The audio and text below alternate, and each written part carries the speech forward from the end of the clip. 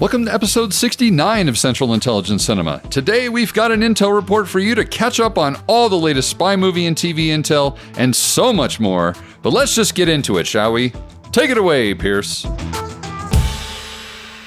Beg your pardon, forgot to knock.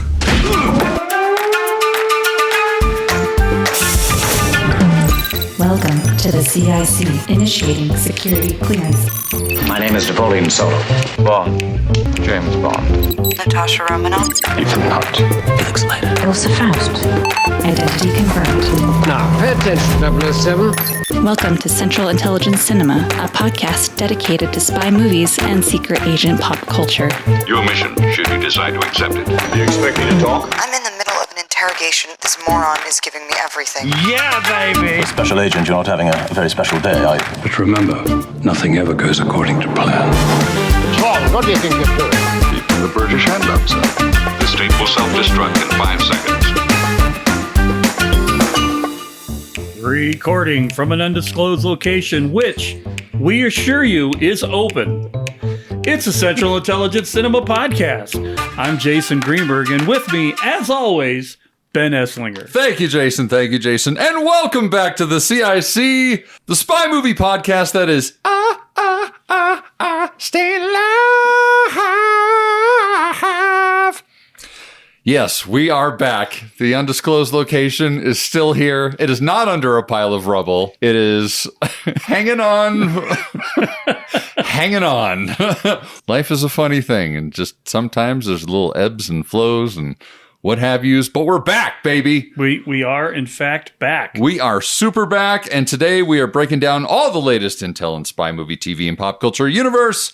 But first, Jason, we got shout-outs. We got shout-outs? Shout-outs! Gotta make a bumper for shout-outs! I don't know. I kind of like our improvised every time shout-out bumper. I mean, at least they're different. Indeed. Well, since we have been gone for a while, it kind of stands to reason that we've got some shout-outs. Shout-out to all the people who may have discovered us while we've been on this short, unplanned hiatus, and to those folks out in Belgium. What's up, fam? Belgium. Shout out to Belgium. I love shouting out to countries. I love shouting out to countries, but if we shout out to Belgium, does that mean I can't use any more Austin Powers material? No, you can use Austin Powers. That's fine. Oh, I guess you know what? You're right, because it was the Dutch. It was the Dutch. But I'm Dutch, so... Yeah, but I don't care if I offend you. This is true. So this is good. Okay. Welcome in, Belgium. Welcome in. I love Belgium. Your beer. I love your chocolate. And I wish you would have gotten a little further in the Euros, but, maybe next time. That was probably a soccer reference, I think. That was a soccer reference. And, soccer. So, you guys don't have much of a hockey team, I can tell you that for certain. So, no shout-outs for Esquire magazine, Jason. Well, I think we should be shouting out about the plain inaccuracy of this particular article. Yeah, so I ran across this article by Esquire magazine recently touting the quote-unquote 41 greatest spy films of all time. Which, actually, 2 of them were the same. 2 of them were the same, not different versions. No, literally the same movie, same description, just different locations. I definitely got the vibe that this thing was written by like an intern, and they were just like, I don't know, it's fine, just print it, just put it out. Nobody's going to read this. Who knows? Only people who are going to read this are spy nerds and idiots who do ridiculous podcasts about spy stuff. That's right. All I know is this list was so terrible that they had the audacity to say that The Jigsaw Man is an underrated spy film. Well, I mean, there's some truth to that. It's underrated because, literally the lowest rating you could give any movie anywhere, this would actually be underneath it. So technically it is underrated. I suppose looking at it that way, sure. Sure. I don't believe that was the intent of the article. However, it was so generically written. It literally feels like ChatGPT just picked 40 random movies. Oh, yeah. Added an extra finger to get 41. Yeah. And then just started pulling in random stuff. Well, if you think about the way ChatGPT works half the time, too, if you ask it to make a picture of something, half the time, like the person has like 6 fingers or whatnot. 6 fingers, or her face is kind of, Mr. Beanie instead of being attractive. Right, exactly. So maybe that's what it was. Either way, it's garbage. Don't listen to it. Make your own damn list of the 41 top spy movies of all time. That's right. I guarantee maybe 6 are on the list that Esquire did. The rest of our fans will make a much better list. Indeed. And speaking of the Jigsaw Man, one of our OG 10s has written us in lieu of our recent review of the Jigsaw Man. And whoo boy, it's a humdinger, man. Our man, Chris Ty, who going forward, he is, and I will respect his wishes because this is a really great title that he asked to have.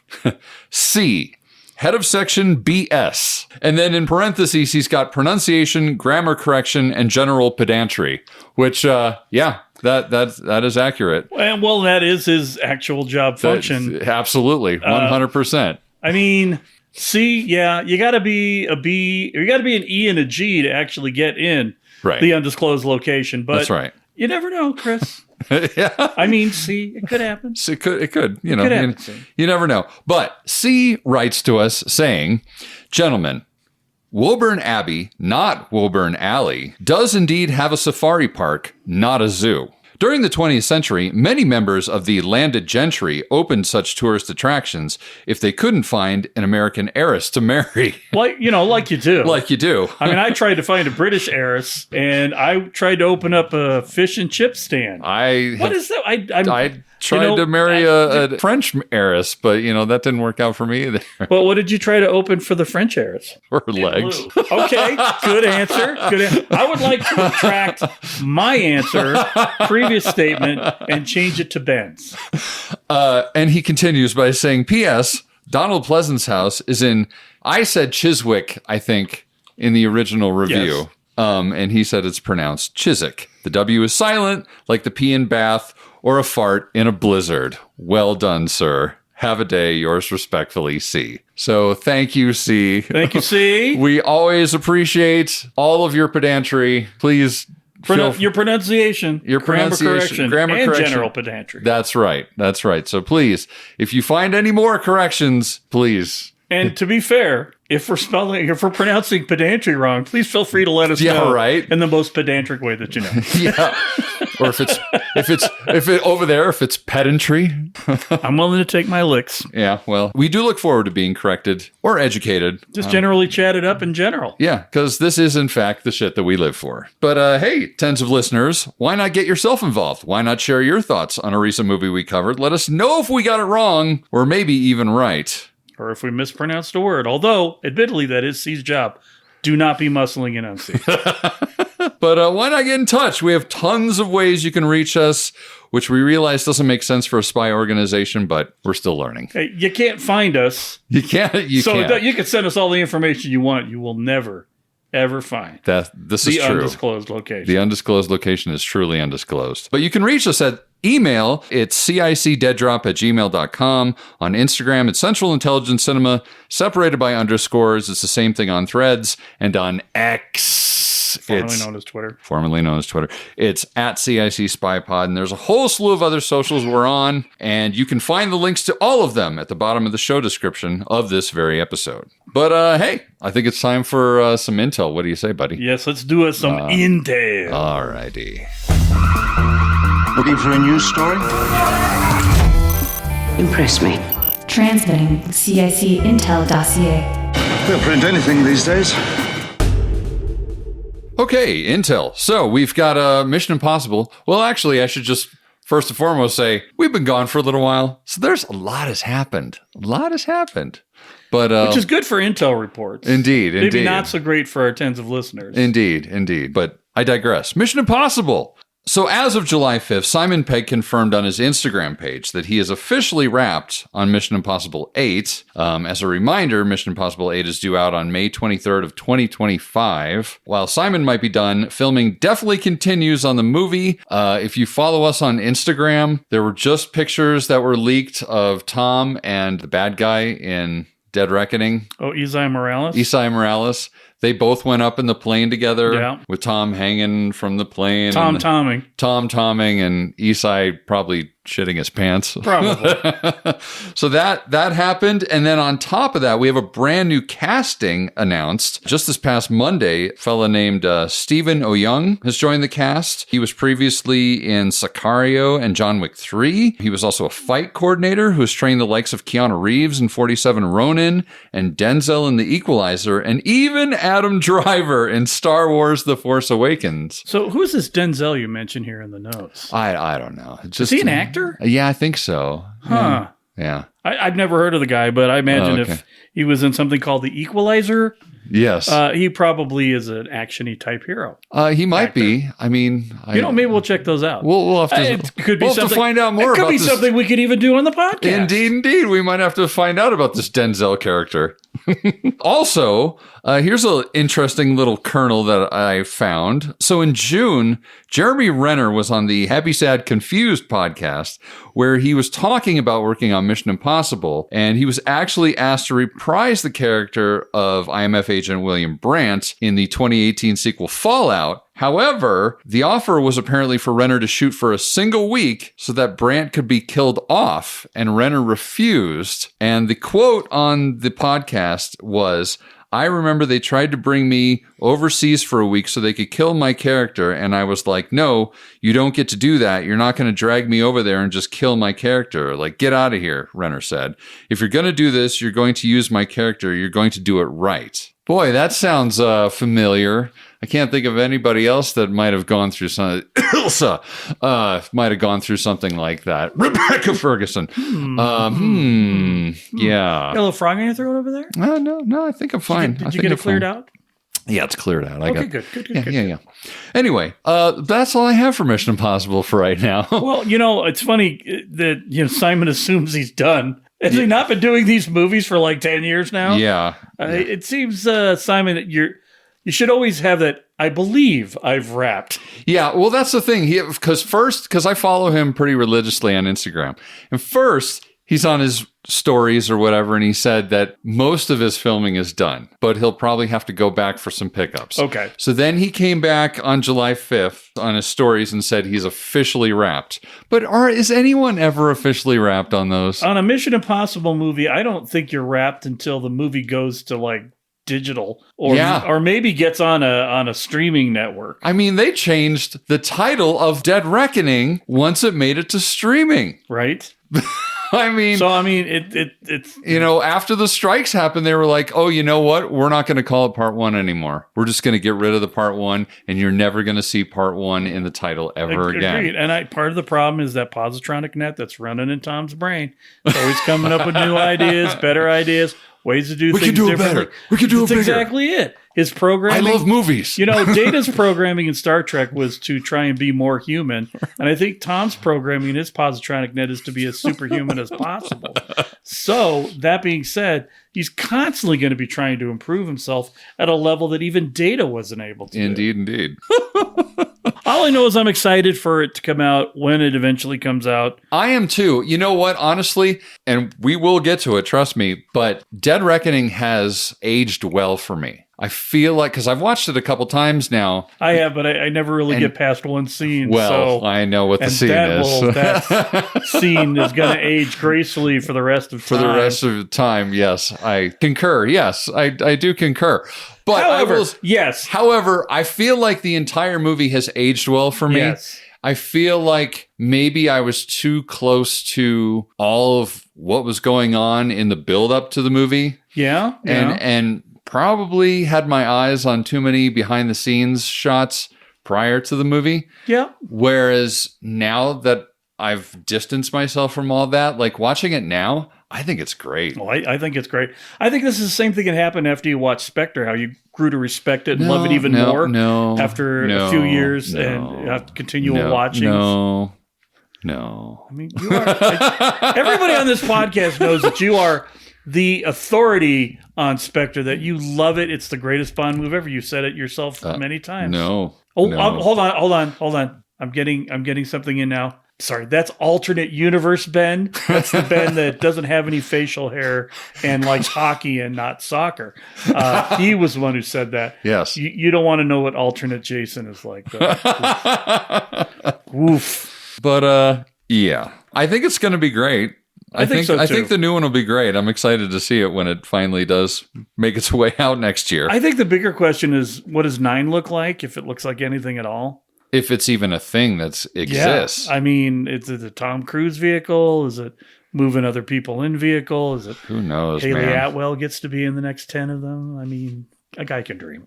But I'm genuinely curious to see how this one ends.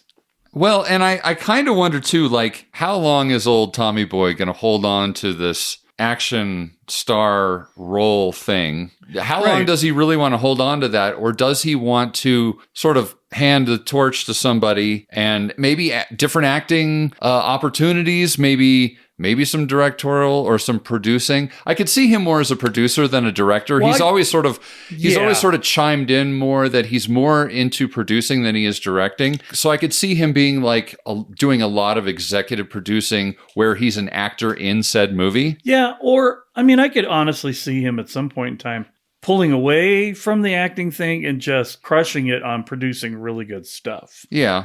I mean, at some point in time, those gears are going to wear out and they aren't going to be able to overhaul it. So I just think his days of actually like literally running are numbered. I don't know. I mean, the guy's what, 61? 60? Yeah. Ish? Something like that? Yeah, and I mean, I don't know. Again, when you're dealing with an artificial human. I know. It's hard to know exactly. It's hard to tell.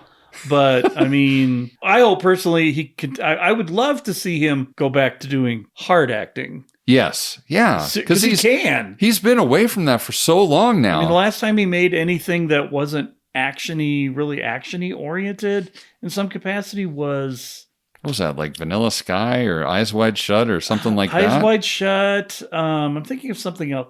Collateral, the Michael Mann movie he made with Jamie Foxx. Yeah. That intensity. But I mean, even that had action in it, didn't it? Yeah, but it was more low-key. Yeah. Kind of stuff. It was really a play piece where it was really two guys in a car. Yeah. But they weren't drinking coffee and they weren't talking about comedy. And one of them was going, I don't understand this thing you're doing with jumping off the buildings. What's that all about? So, Jason, we got Bond intel. There's Bond intel? There is Bond intel. It's not the Bond intel we want, but it's the Bond intel we have. Bond intel we deserve. That's right. And in rather late breaking Bond intel, I might add, it was just announced that Ian Fleming Publications have brought in an acclaimed crime writer named Wasim Khan. I mainly just watch moving pictures, so I don't know like who all the cool authors are out there. But he's been brought in to create a literary expansion of the James Bond universe, being called the Q Mysteries, starting with the first book, Quantum of Menace, which I'm not sure about that name. I mean, doesn't that make you think that Q's going to be on some mission to find some little blonde-haired kid? Right? That's exactly what I thought. It's his neighbor that terrorizes him in his house. and he builds old weird motorcycle or some sort of weird crafts in his garage or absolutely. Yeah. I mean, I might pay to see that if it was Desmond Llewellyn. I don't think I would pay to read that, even if it wasn't Desmond Llewellyn. Yeah, so not sure about the title, but the summary from the website on Ian Fleming Publications reads, Q is out of MI6 and into a new world of deceit and death. After Q, aka Major Boothroyd, is unexpectedly ousted from his role with the British intelligence, developing technologies for MI6's 00 agents, he finds himself back in his sleepy hometown of Wickstone-on-Water. It's starting to read like Murder, She Wrote, dude. As soon as I read this, I'm like, did they cast Angela Lansbury? Oh, it's a book. Right. I digress. His childhood friend, renowned quantum computer scientist Peter Napier, has died in mysterious circumstances, leaving behind a cryptic note. The police seem disinterested, but Q feels compelled to investigate and soon discovers that Napier's groundbreaking work may have attracted sinister forces. Can Q decode the truth behind Napier's death, even as danger closes in? Okay, I have questions. Yeah, me too. Why is he out of MI6? Yeah. Well, I mean, that's what you have to read up on. And they're trying to figure out, here's the thing that I don't understand that they're doing right now, like the Ian Fleming publications. They're making all these books that aren't about Bond right now. And I'm not sure why they've pumped the brakes on doing actual Bond books. Yeah. You know, we've now had 2 books about these agents looking for Bond. And now we're going to have a whole series of like Murder, She Wrote featuring Q in quiet little Wick. What the fuck is it? Wickstone on water? Well, that's an assumption we're pronouncing that correctly. Right. Perhaps C can let us know if we're pronouncing Q's proper place yes. of if Wickstone on water is correct, please let us know. Wickstone on water. That's right.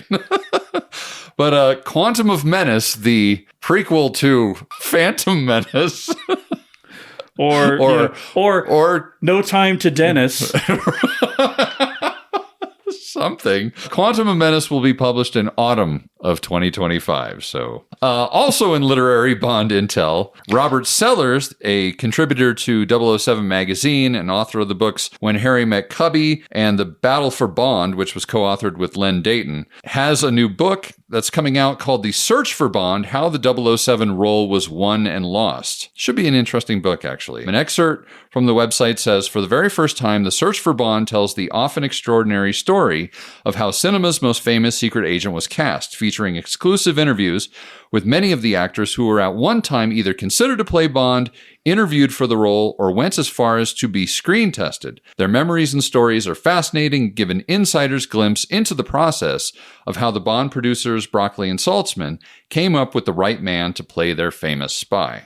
You know what's funny about this is where it says one time either considered to play Bond. If you look at IMDb, every actor in Hollywood was at one point in time considered to play Bond. This is true. So they could literally just bring in everybody. They really could. Now, Bill Koenig, he's a fine fellow, that Bill Koenig of the Spy Command. He recently interviewed Sellers, and Sellers revealed quite a list of people that were actually interviewed initially some time ago. And then he's now gotten new interviews now that he's actually found a publisher. So he came up with this idea like years and years ago, and then he couldn't find like a publisher to do it, and he just sort of held on to the idea for a while. Just a few names on the long list include Sam Neill, Julian Glover, Michael Billington, and then he also interviewed Maria Gavin, the daughter of John Gavin, who was actually signed on to play Bond in Diamonds Are Forever before they lured Connery back with a ton of money.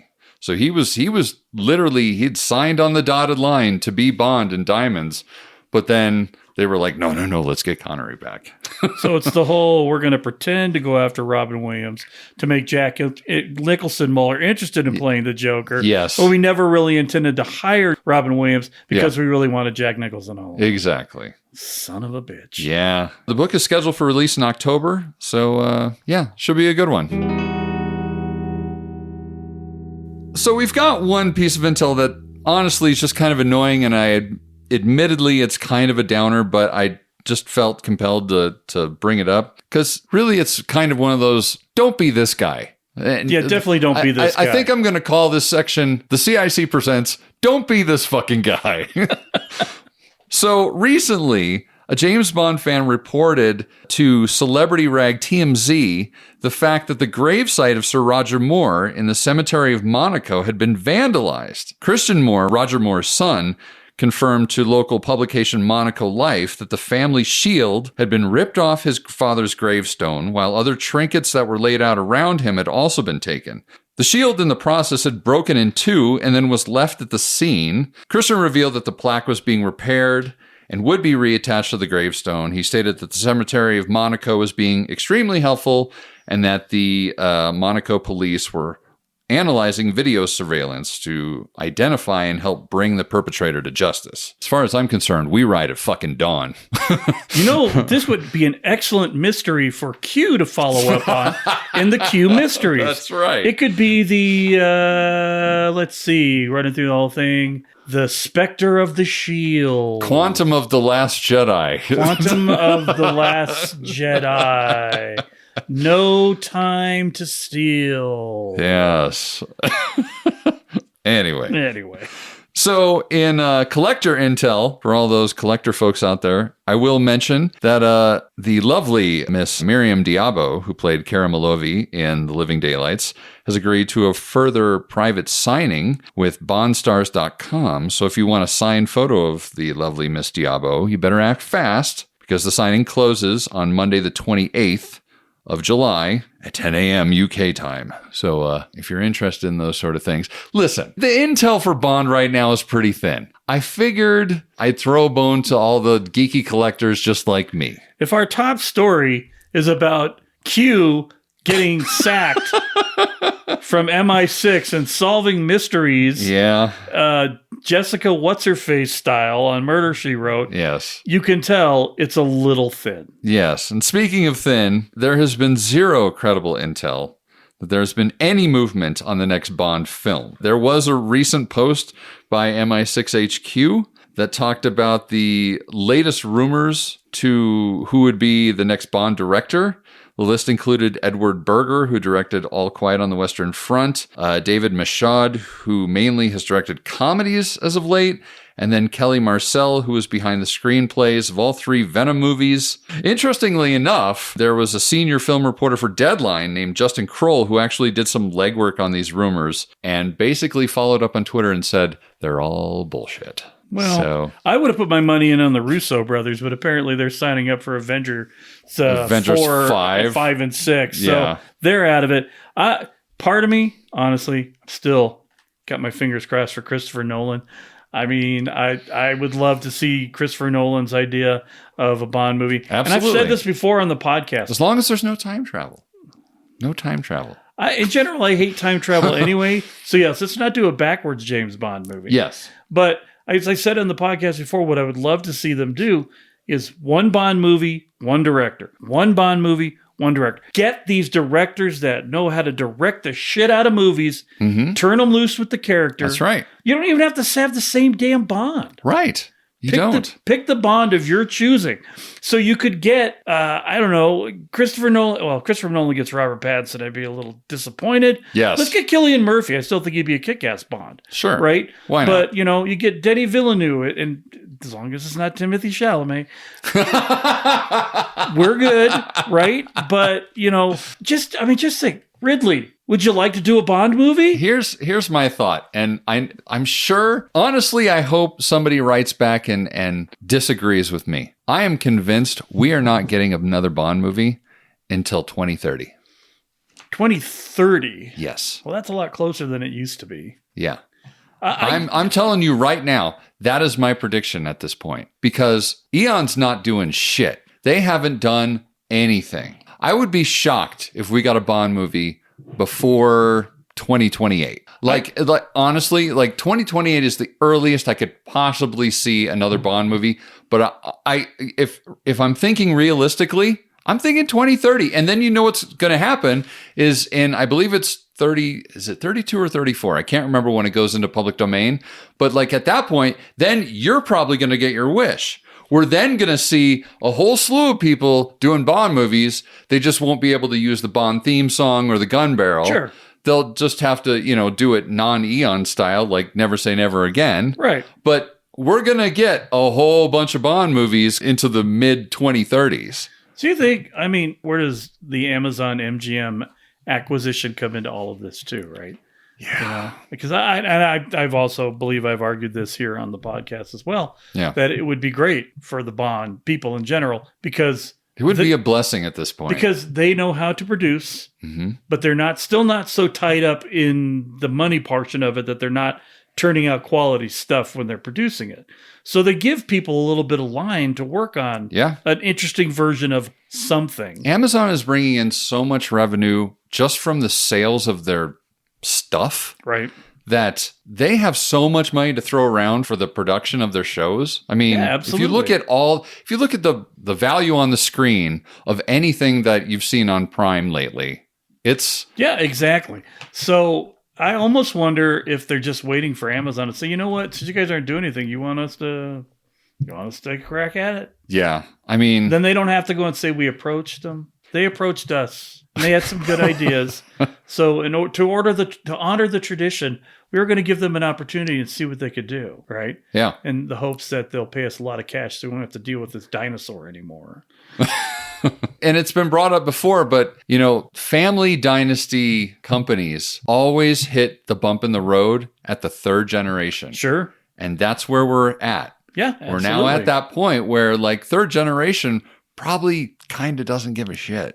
Or they've just got their other... Yeah, I mean, I feel like even Barbara Broccoli no longer seems to She got her James Bond. Yeah, she was in love with. Clearly. I mean, clearly. But she got to really put her stamp with Daniel Craig on the Bond franchise. So now she's kind of done. Yeah, I think you're right. I would love for people to come and argue about that because I do love the engagement, but I agree with you. I wouldn't know if it's 2030, but it is definitely pushing the end of the decade before we see any new Bond film from Eon. Yeah. Whether we may see some other content on the Amazon side, maybe. Yeah. But I also feel like they get a lot of pushback if there's still interest on Eon side because they won't want them to muddy the waters. Yeah.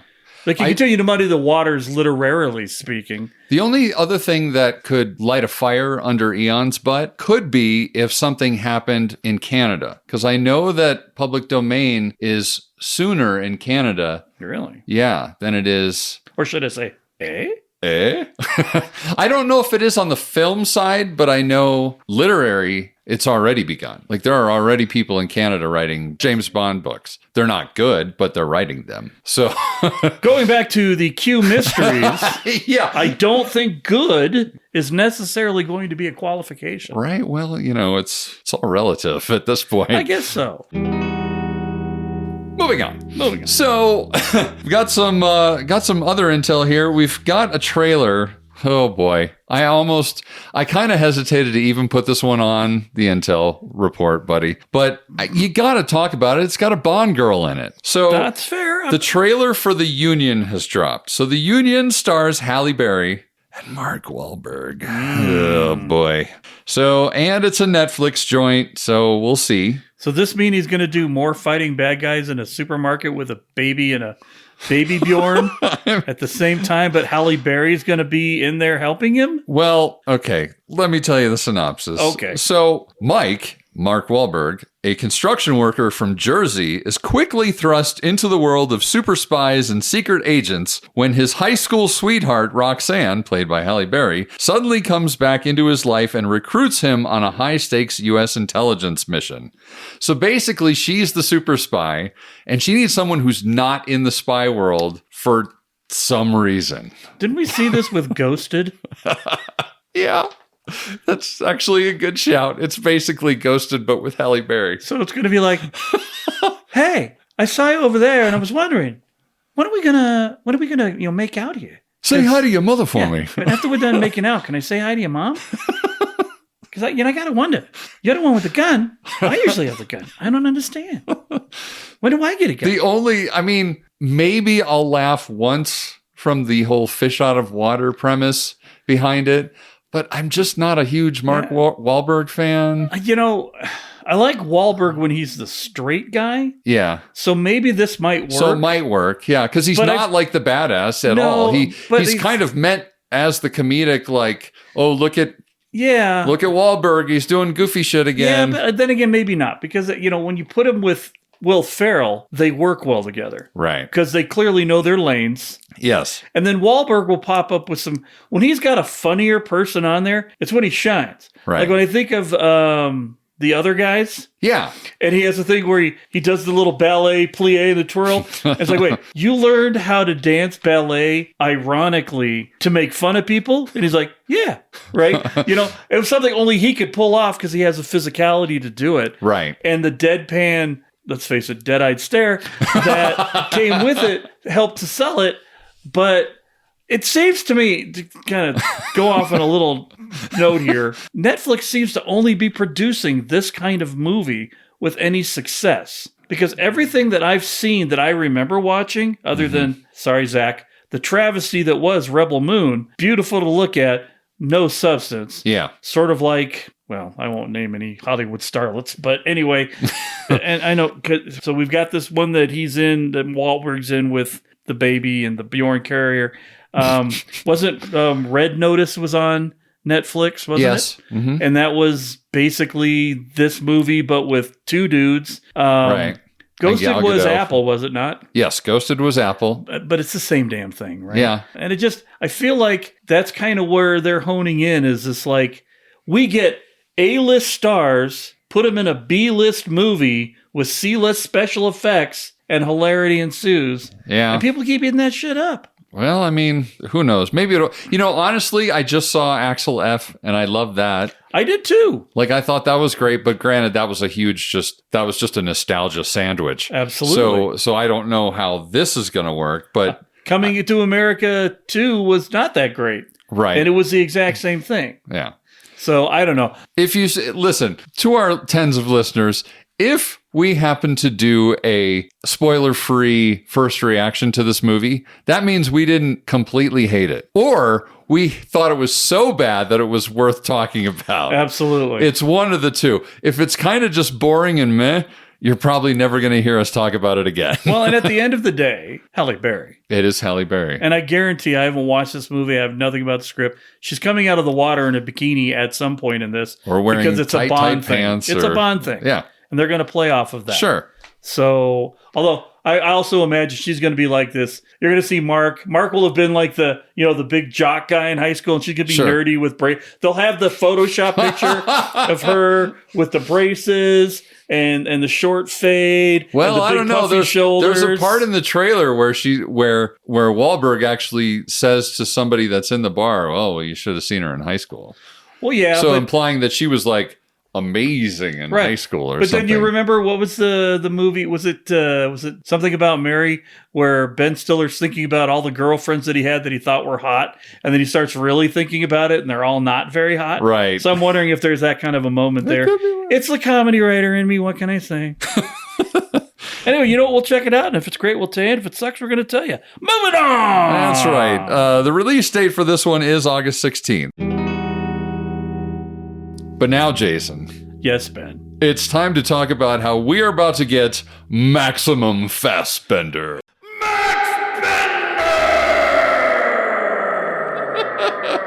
That is right. We are going to get so much Fassbender. I'm very excited. I'm more excited, honestly, for the second part of this intel, but we're going to get through the whole thing. So first of all, there has been a lot of movement on Black Bag, the movie Black Bag, that so far we don't have a release date for it, but it's got a lot of big names in it with a great director. Hopefully there's lots of good things to happen. Now, that being said, this intel tells a lot about what the premise of the movie is, and I'm concerned that it's going to be yet another Mr. and Mrs. Smith type of movie. But it's also being directed by Steven Soderbergh, so maybe it's better than all the previous incarnations. But we'll get into all that. So yes, Black Bag. It's going to be starring Michael Fassbender and Cate Blanchett, written by David Koepp of Mission Impossible fame. And it's got a powerhouse cast featuring Tom Burke, Ray-Jean Page, Pierce Brosnan. The Bras. Naomi Harris. You hate that. That's the scene that's going to age well for Ben. Yes. And Marissa Abella, who was in the Amy Winehouse movie, which I don't know too much about her, but she's also in it. Sure, she's fabulous. Yeah. So you also need to mention that it's got an amazing director in Steven Soderbergh. Yeah. I mean, it's Steven Soderbergh. He's directed a million great things. So, but I digress. So Steven Soderbergh recently did an interview with The Hollywood Reporter and described the basic idea of the plot of the movie. And he said, "When David Koepp and I were working on Presence, we were just thinking of general ideas, and I said it might be interesting to make Who's Afraid of Virginia Woolf, but George and Martha are in the intelligence community." Now, I did not know anything about this Who's Afraid of Virginia Woolf, so I looked it up. Good man. And, for those of our tens of listeners who also aren't familiar with it, Essentially, it's kind of a dark comedy play that came out in 1962 about a middle-aged couple, George and Martha, who have come home from a faculty party. They're both like educators at a university. They came home from a faculty party drunk and quarrelsome when Nick, a young biology professor, and his mousy wife, Honey, stop by for a nightcap. They are enlisted as fellow fighters, and the battle begins.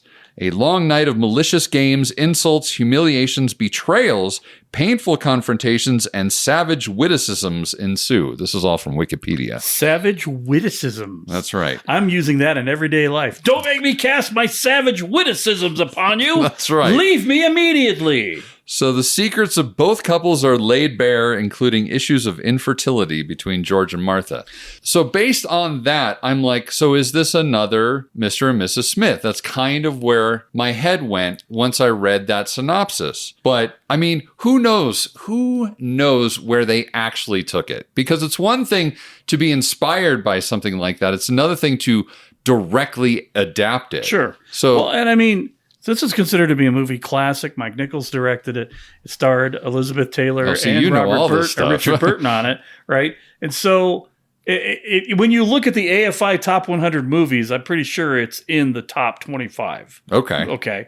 And it's like a play, right? Yeah. I think it more or less it's been a minute since I watched it, but I think it literally just takes place in the living room. And it's just them. There was a movie that Sigourney Weaver did. I think it was called Ice Storm about 10 years ago. Okay. It was like two couples stuck in an ice storm in the house and infidelity and all this other nonsense. Kind of the same premise, right? Okay. So it's very uncomfortable to watch in certain circumstances. Right. It's probably, I would argue it's probably Elizabeth Taylor's best acting role that she ever did. Wow. And she's acting with her. And I'm pretty sure they were married when they did it at the time. But since they were married like 85 times, I'm not sure where they were in that whole thing. But she's playing off the guy she's either was married to, recently divorced to, recently remarried to. So the baggage really came out in their performance. Right. So there's probably a lot of good, like, bad chemistry per se. So I'm like, if I got to watch Cate Blanchett and Michael Fassbender, Who's Afraid the Virginia Woolf out of this motherfucker? Yeah. Great. Yeah. I don't know how you get the spy part in here. This is what I'm genuinely curious about. Yeah. Well, I mean, it's certainly a weird cross-blending, mashup. And thank God it's not Diplomatic Bag, because then we'd have to have John Rhys Davies in here. Oh, my goodness. The whole thing. Yeah. Oy. But there's quite a bit more in that particular article. So I was thinking about, I'll probably place a link to that article in our show description if you want to read more about it.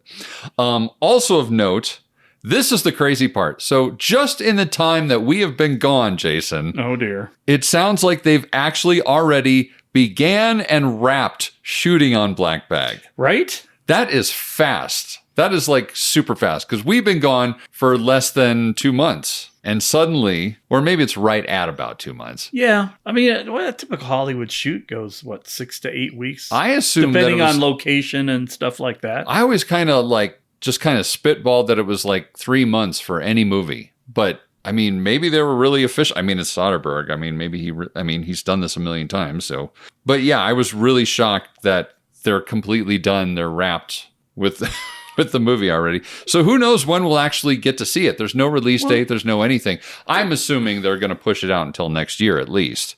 Well, yeah, because I mean, you're going to want to schedule to where it's going to do its best business. Yeah, exactly. But if you think about it, though, if you take it back to the concept of enclosed in a certain space, right? Yeah. If they're only shooting in one place, you could wrap that pretty quick just because you're not going anywhere. Yeah, if it's not one of these, not like a Bond movie where, you're traveling the world to all these exotic locations. Your external stuff's maybe a train station or a warehouse where you get into your things to go where you're going. A lot of stuff that you can do in a studio. Right. Because, like a black bag operation is basically when they're breaking into some place or they're trying to enter someplace covertly. So what if they're trying to break in on an operation with a team, and the team of them are stuck in this building because they can't get out for some reason? Yeah. And since Bruce Willis isn't with them, there's no possible way they can get through the air vents or anything like that. Because in this movie, air vents are the real size, right, where only small children could actually fit into them. Right, not Bruce Willis-sized people. Right, but then you have all these people that are,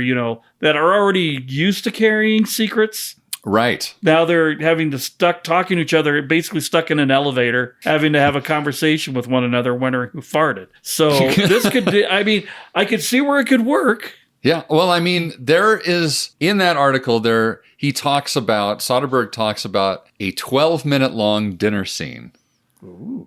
And he talks about how he had to get all these, he was so scared to do it just because it's 12 minutes at a dinner table. Sure. That he literally had to shoot every interesting angle, you could possibly think of at a dinner table to keep the tension going, to keep things moving with just a dinner conversation. So fascinating. Yeah. Also in my research, I found this source on Twitter, and I think he's actually pretty legit because he was the one that sort of pointed me to the Hollywood Reporter article. But this Twitter fellow, his account is basically dedicated to Michael Fassbender. But please take these next little bits of intel with a grain of salt, because I haven't found where he sourced these quotes. No independent confirmation. Indeed. So he says that Naomi Harris was quoted saying about Black Bag, "It's an amazing cast, and it's a script full of twists and turns. It will keep everyone on the edge of their seats. It's going to be a huge hit." And I feel like when an actor says something like that, not a lot of actors go out on a limb to say it's going to be a big hit. They'll say it's a great movie. Right. Or I really enjoyed doing it. I think we got a solid product on our hands. Yeah. Yeah. To say it's going to be a hit, that's a pretty glowing endorsement. Also, actress Marissa Abella was quoted as saying, "I can just say that it was incredible. It was one of the most incredible professional experiences of my career." Sure, because look at who she's acting with. Yeah, exactly. But it should be interesting to see how this one evolves. I wish I could have been like an extra on this, so I could have said it was one of the most incredible professional experiences of my career. That's right. What were you doing? Well, when they're eating in the restaurant in that 12-minute the table scene, I'm the guy in the background that looks like he's enjoying a glass of wine. And boy, was I. And boy, it was good shit. But speaking of Mr. Fassbender, we're not done with him yet. There's more? There's more Fassbender mania. Because there's more Max Bender! Indeed. He is also starring in the American remake of the epic French TV series The Bureau, which instead will be called The Agency.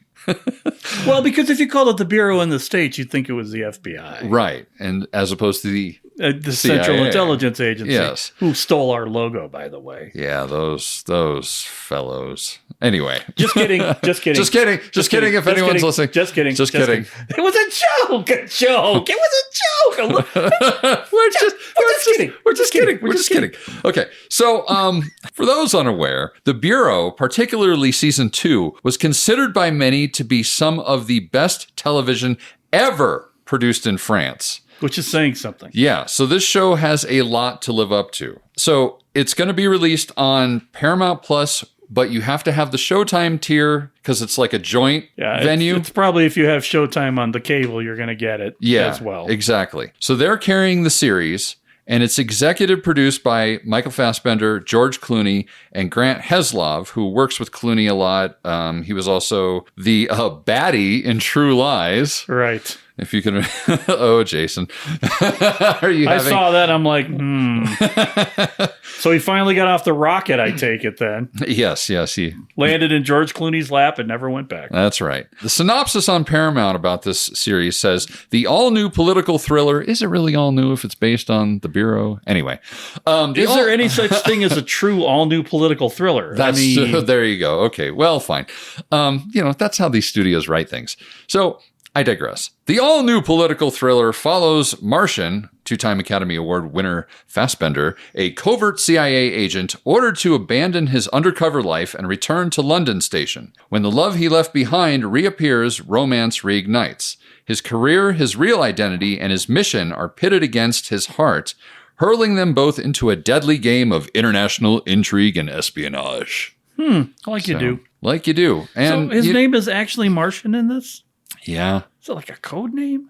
Maybe. I don't know. It's really interesting. Yeah. I know my ex-wife was worried I was going to name my kid something like that. But once Nick Cage named his kid Kal-El, I'm like, I can't top that.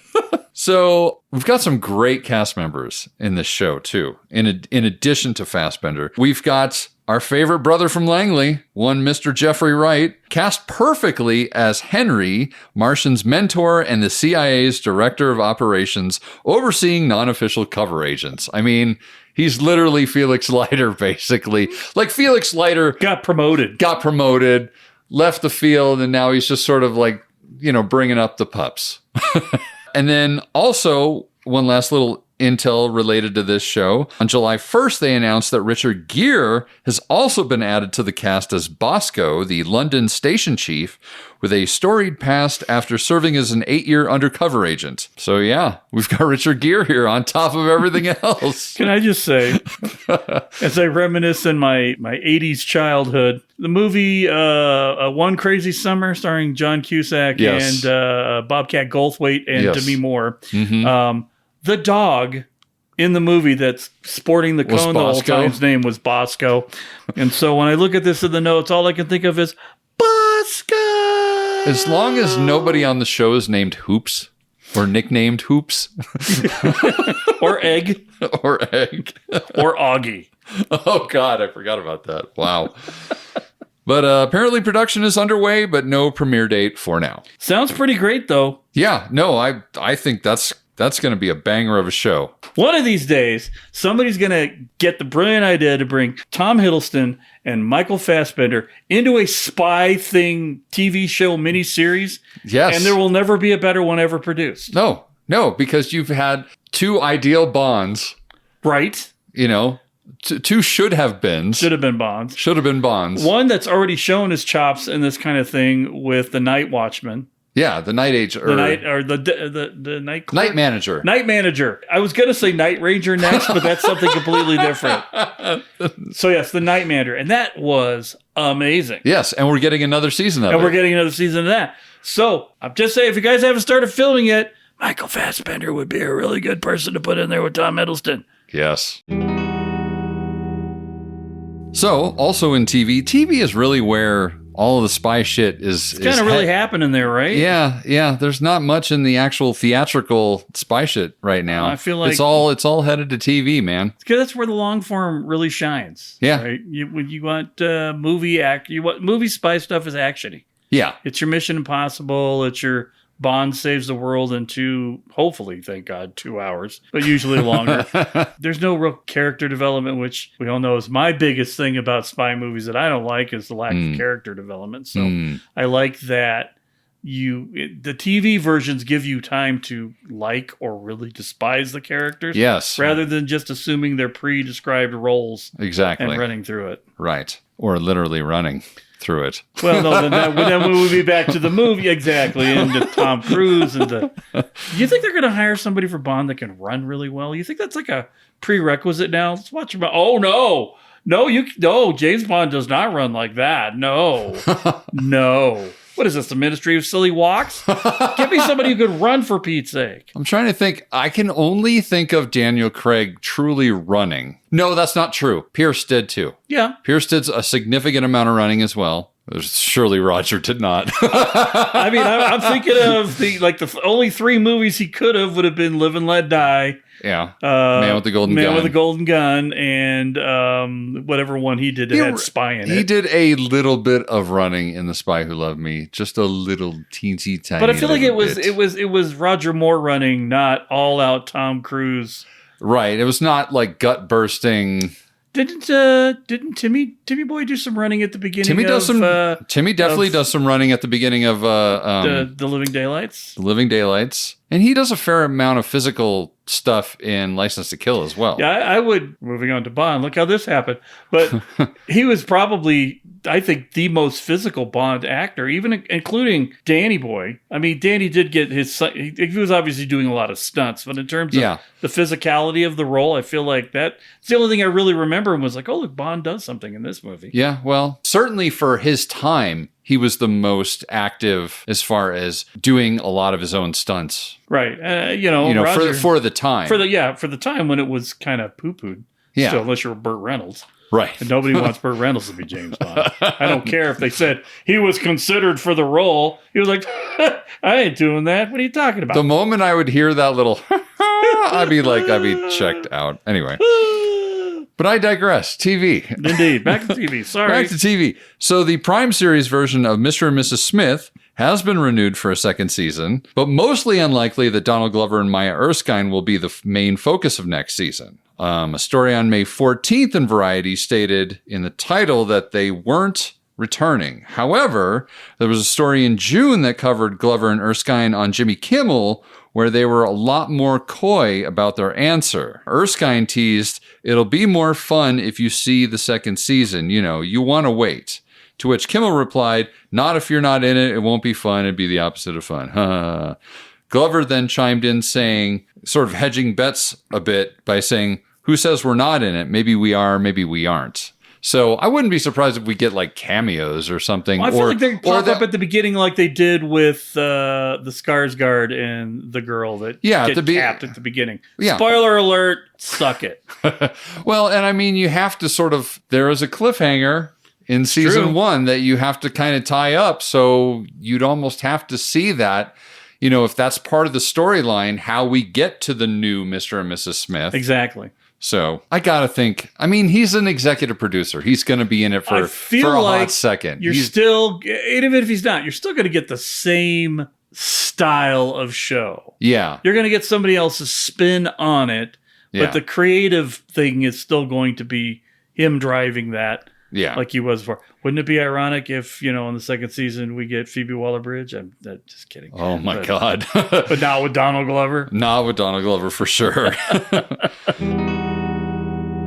Also coming to Prime in the fairly near future, actually, is the Italian chapter of the Russo brothers' executive-produced series Citadel, which, whoo boy, I did not see that coming. I figured after the train wreck that was the U.S. version of Citadel, I was like, yeesh. Well, it was supposed to be a whole sort of international-oriented, Netflixy across borders kind of thing. Yeah, I mean, that's probably why it continued on, is because the way that they pitched it to Prime or to Amazon was that they're like, okay, well, we're going to do this series, but then there's going to be completely different directors, completely different stories, completely different actors, different storylines that kind of sort of could weave through if you wanted to, but you don't have to. Yeah, the premise being they all work for the Citadel, right? Right, so, exactly. You know, and then everybody gets to put their own little local flair on it. Exactly. Bring in their local talent. Right. And again, when this is like the opposite of what we were just saying, because it was more action-y oriented. It was set up to be more like a Mission Impossible thing, but they tried to long form it. Yeah. And it doesn't play. Yeah. And we'll see. I mean, now I will say that the trailer for this version called Citadel Diana, they released the trailer this past Tuesday, and it looks better than any of the stuff I saw in the first US version season. So we'll see. I mean, you know, we'll see how they handle it. The main character, Diana Cavalieri, see if you need to I would go out on a limb here without seeing it say Cavalieri. Cavalieri. Okay, so there we go. The main character, Diana Cavalieri, is played by Matilda De Angelis. The synopsis I found on comicbook.com. That bastion yes. of informative nonsense. Indeed. Well, I'm guessing they got it from the distributor. So I'm sure they did. I'm hoping that's where this ultimately comes from. But take it for what it's worth. Yes. Folks. But the synopsis says, set in 2030 Milan, Citadel, Diana, picks up 8 years after Citadel's fall. Since then, Diana Cavalieri, an undercover Citadel agent, is alone, trapped behind enemy lines as a mole in Manticore. When she finally sees a way out and the chance to disappear forever, the only way to do so is trusting the most unexpected ally, Ido Zani, the heir of Manticore, Italy, and son of the head of the Italian organization, Ettore Zani, who's vying for leadership against the other European families. So make of that what you will. Citadel Diana is set to release October 10th. So we're going to get a lot of spy TV between September and October. And, Jason, we have 2 release dates in September for more. 2 release dates in September? 2 release dates. Are you insane, man? I am not insane, but they're both in September for spy shows on TV. It's going to be a good month. All I'm saying is, starting it off, September 4th, the much anticipated season 4 of Slow Horses. How friggin' cool is that? I'm very excited, mainly because Hugo Weaving has joined the cast. The Hugo Weaving? Yes, we're going to get Agent Smith amongst the agents.